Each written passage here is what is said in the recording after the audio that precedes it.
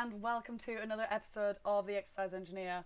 This week we are talking about NEAT, which is our non-exercise activity thermogenesis. And I know that sounds really scary, but I'm going to explain everything you need to know about it, and more crucially, why it is so important when working towards our fat loss goals or our general fitness goals. Okay, so just a quick recap from what we've previously discussed, which is the general science behind fat loss. So I just want to quickly recap this so we're all on the same page again, especially if you've missed a couple of episodes or something like that. So in the most basic form, calories are energy that we consume to fuel the body for our daily activities and our workouts and everything like that. So that is the law of thermodynamics.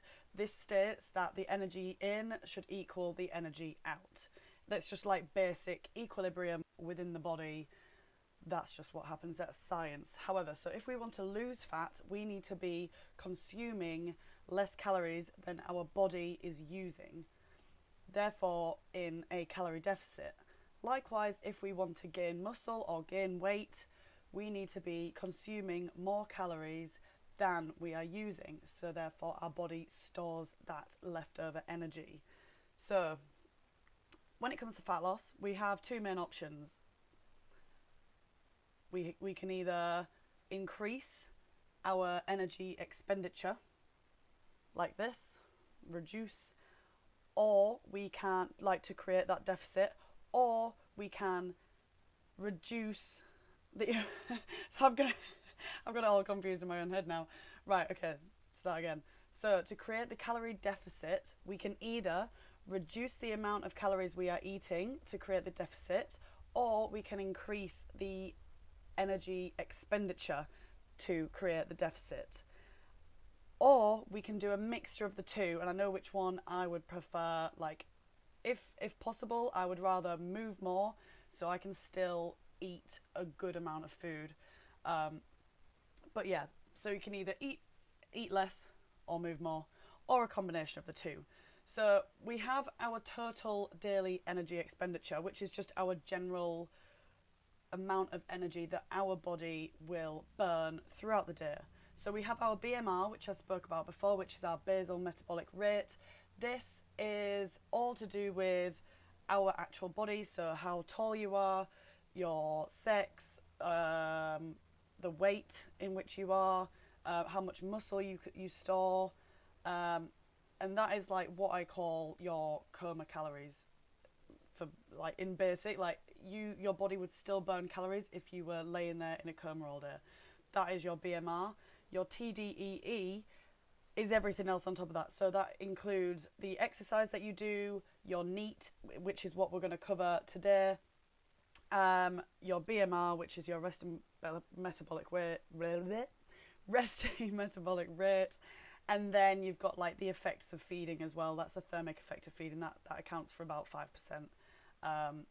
But don't think, ooh, in order to burn more calories there, I get to eat more, because it doesn't balance out like that. You will never burn more calories digesting the food rather than actually the energy that you will get from that, if that makes sense. So, NEAT. So this is your non-exercise activity thermogenesis. So this does not include the exercise that you're going to do at the gym. That might only be an hour of the day, and then obviously you sleep, so that's like 7 hours, 8 hours gone.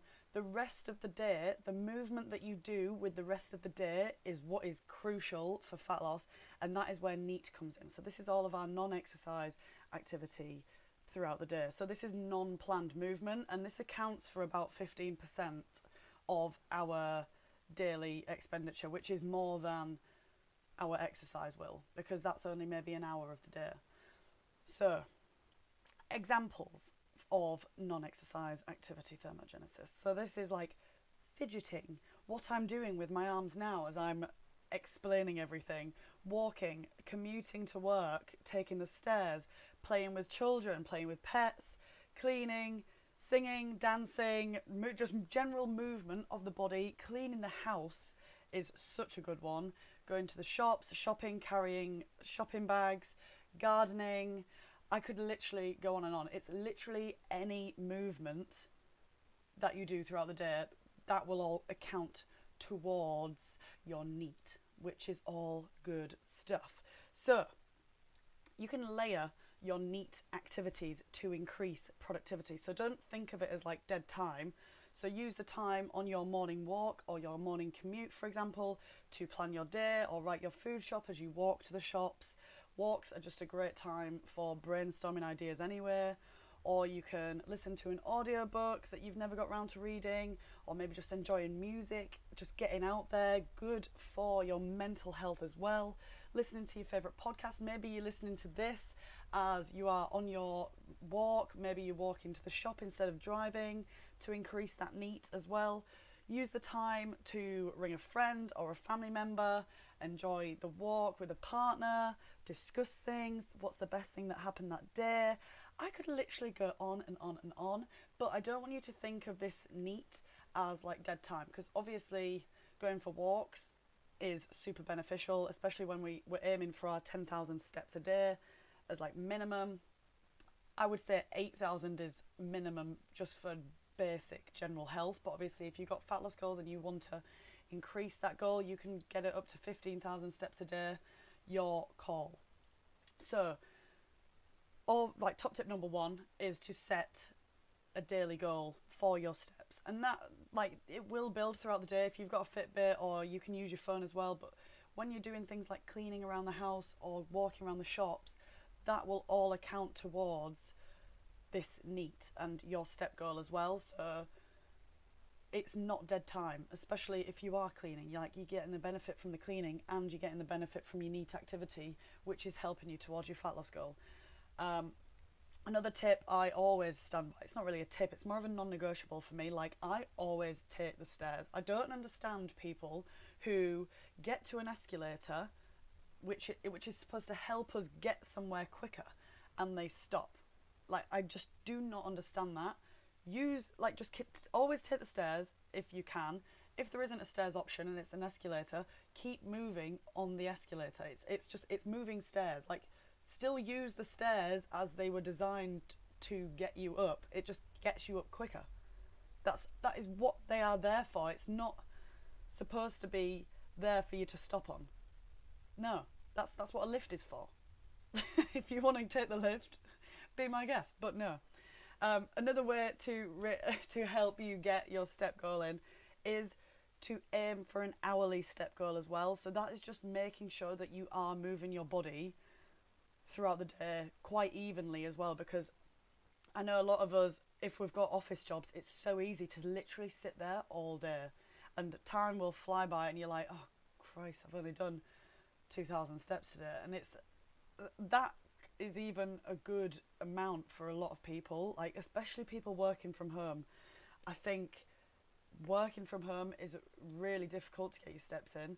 So my top tip for working from home is to commute to work.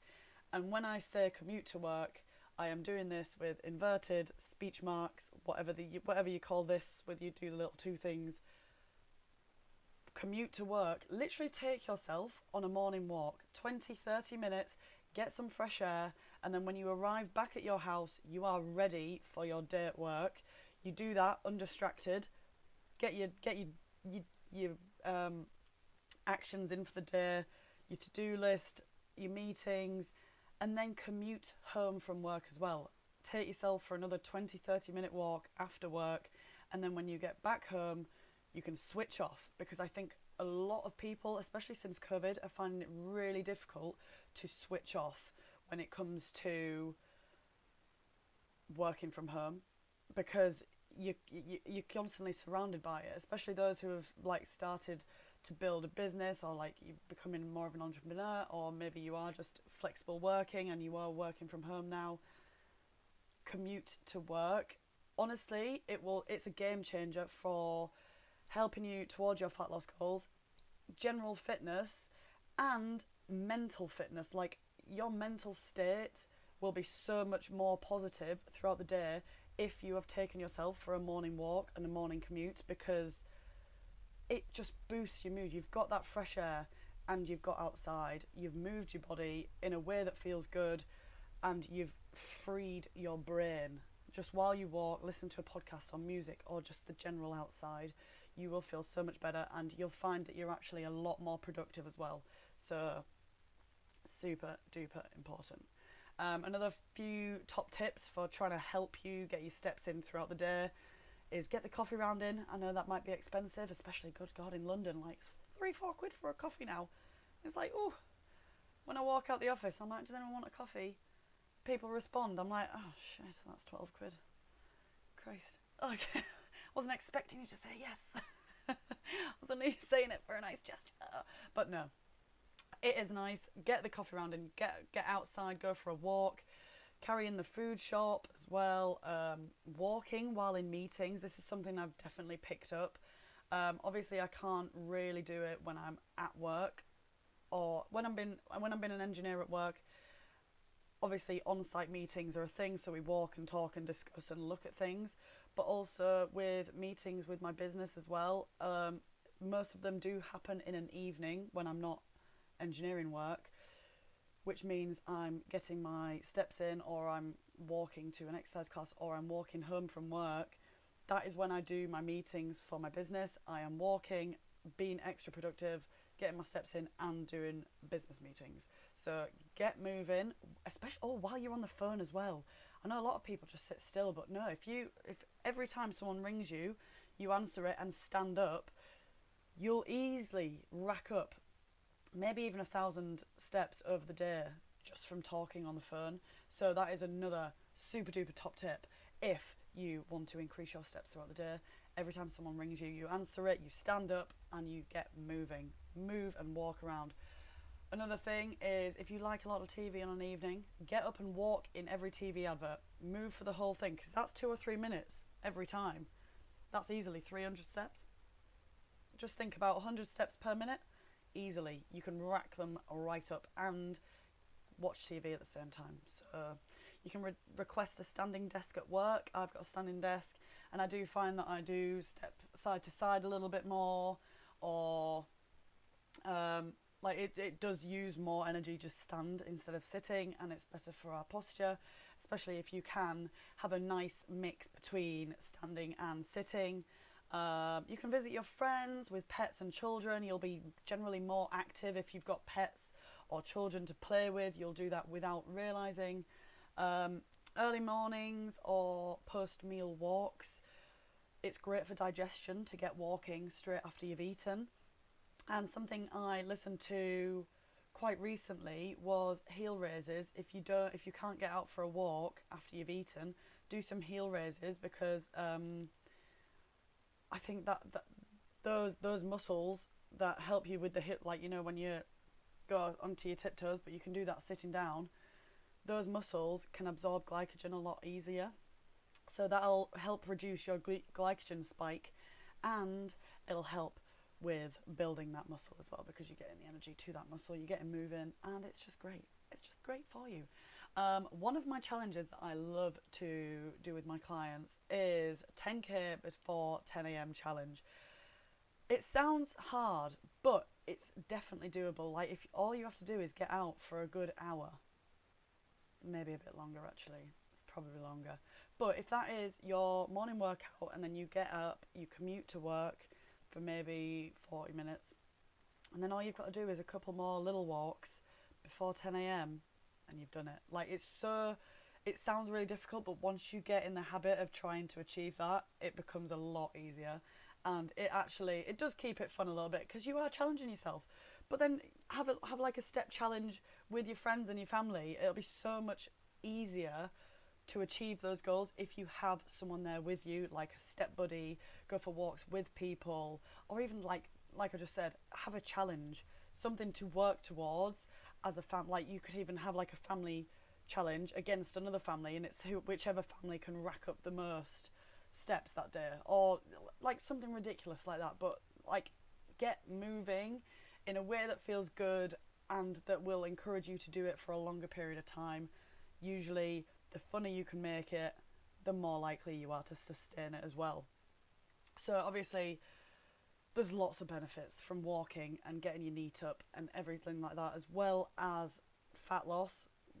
that will come with it. However, don't just think if you're moving loads that you will automatically be losing fat. Remember from the start, you do need to be in a calorie deficit, and this is just one of the tools that we can use to help you get there a little bit easier. So moving your body more throughout the day will help you get there. It's free. Moving your body is free. Go for walks, it's free.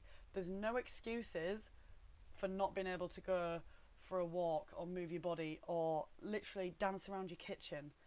It's free. It's low impact, so it's not going to potentially hurt your joints, maybe like running would. Low impact and free. You just can't even compare. It's honestly the most underrated way of being generally healthy and towards fat loss as well. Like walking is just, literally, I can talk about it all day. Watch me, listen to me. It helps with muscle recovery as well. So I find that if I've had a particularly strenuous leg day, especially the day before, just keeping it moving will help with DOMS. I do my leg days and then obviously commute straight away to work. So keeping the muscles moving so they don't cool down too quickly, or especially if you need to stretch as well. But keeping them moving will definitely help with muscle recovery. It helps relieve stress. It will improve your mental health.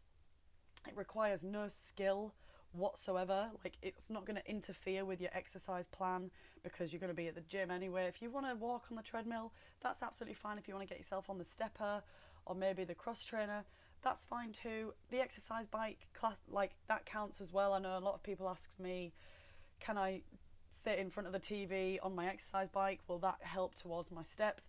Technically, yes, of course you can. It's just moving your body. The fact that it's steps, like, it doesn't need to be steps. It's just a good indicator for us to go off and like work out how much energy our body is using throughout the day. It's just another tool. So if you would prefer to get your steps in on a bike, maybe your commute to work is a cycle, like, that is absolutely fine. You go with that. So it definitely won't interfere with your exercise plan because you're going to be doing that anyway, especially if you are walking to a gym, or you can get your walk in before or after. I always walk after my workout. I prefer just to get up, get out. Get up, work out, then get out. It's also going to massively improve your cardiovascular health as well, especially if you get a bit of a power walk going, get a little bit out of breath. Maybe you put some hills in there, get some steps in there. And I think one of the reasons why I prefer to promote walking outside as opposed to on a treadmill is it is slightly harder because you do have all the different terrain to work with, and the wind makes such a big impact as well, and obviously fresh air. And there's just so many more benefits from walking outside. The daylight is also extremely good for you. However, if it is chucking it down and you want to get your steps in on the treadmill or an exercise bike, I'm not going to complain. That is absolutely fine because you are still working towards your general healthy goals to be the epitome of health. Like, come join us, it's great. So it aids regulating your blood sugar as well. As I said, it helps with digestion, especially after you've eaten. It will also help reduce general chronic diseases and lower your risk of obesity and diabetes. Like, there are so many benefits from just general walking. I think there was a study, I'm going to butcher this now, but there was a study that I read that they increased the steps of people from 2,000 to 4,000 or something, or 2,000 to, was it 8,000 on a certain group of people. Increasing it by 6,000 made such a big impact on their health, and it significantly lowered their risk of obesity and diabetes and cardiovascular disease. It makes such a big difference. Instead of upping it from maybe you already do 8,000 and you want to up it to 10,000, yes, that's fantastic. But what I'm aiming for with this is to get the people that are on more like 2,000 to even 6,000 or 8,000, because that jump is the key to avoiding these long-term diseases that are really going to impact your health. Like that jump there for me is like it's crucial for just a general healthy population. And I think the minute we hack that is the honestly, yeah, that is just that's my opinion. It's not my opinion, it's proven in research. I think I butchered the numbers slightly, but the overall general concept of what I was saying is still crucial and still fact. So, your homework for today. I know I like giving you a little bit of homework, don't I? Quite like it. So, I want you to do between 12,000 and 15,000 steps today. Or tomorrow, whenever you want to. It depends what time of day you're listening to this. And I want you to write down 10 small things that will help you achieve this. You could even do it on the walk. So I went through a lot of those examples of how you can increase your steps throughout the day. And I want you to write down, maybe 10 might be quite a lot actually, but I mean, I've given you at least 30.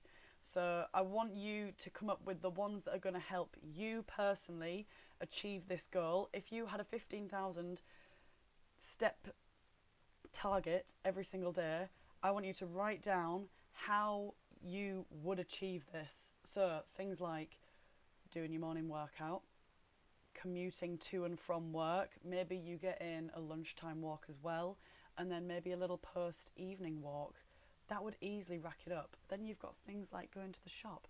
Spread these things out. So like maybe if you have a dentist trip and you want to walk to the gym, or you walk in to see a friend, or maybe you need to ring your mum or your daughter or family member, grandparent, get outside, get walking.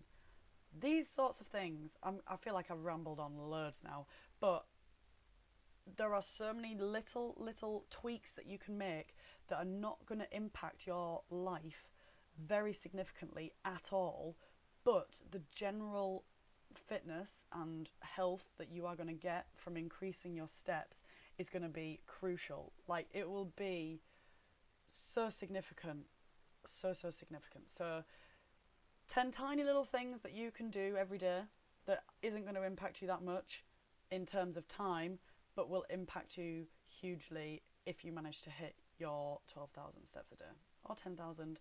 Obviously, it depends on where you start. And if you're starting at 2,000, aim for 6,000 tomorrow, maybe 8,000 the next week. If you're already hitting 10,000, maybe up it to 12,000, 15,000. Maybe one Sunday, aim for 20,000. Go for it. Like just, it's not. Don't implement all of these at once.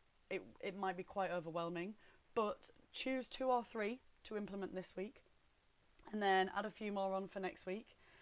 And then let me know. Comment on the video. Comment on my podcast. Just comment. Let me know what you've chosen and what is the key takeaway from this that's helped you the most to achieve this goal. Okay? It will help you work towards your fat loss goals and general health and general mental fitness as well. Let's not forget about that one. It will help you boost your mood. Because I know sitting inside all day definitely doesn't help with that. Right, okay. I've really rambled on there. I'm just going to leave you with another little, I think this is I was going to say quote, but I think it's my own quote. So eat smarter, move further, train harder, consistently. The consistency is the key bit, so stay consistent and be patient. And remember, if you want to be a part of my Train with Lou membership, or you want one-to-one coaching or anything like that, drop me a message. The link is in my bio. You know what to do. You know where to find me, at The Exercise Engineer. Let me help you. But if you don't want to join, that's absolutely fine. I just want you to get as much out of this as possible. So keep yourself accountable. If you can't have me as your coach, or you don't want me as your coach, find someone else to keep you accountable. That is going to be key for your consistency and for you to achieve your results. Okay, I'm going to love you and leave you there, guys. Thank you so much for listening. I hope you really enjoyed it. If you did, please forward it to someone and let them know that they might really enjoy it as well. and get moving. Remember, eat smarter, train harder, move further consistently. Okay, mwah. Love you guys. See you later.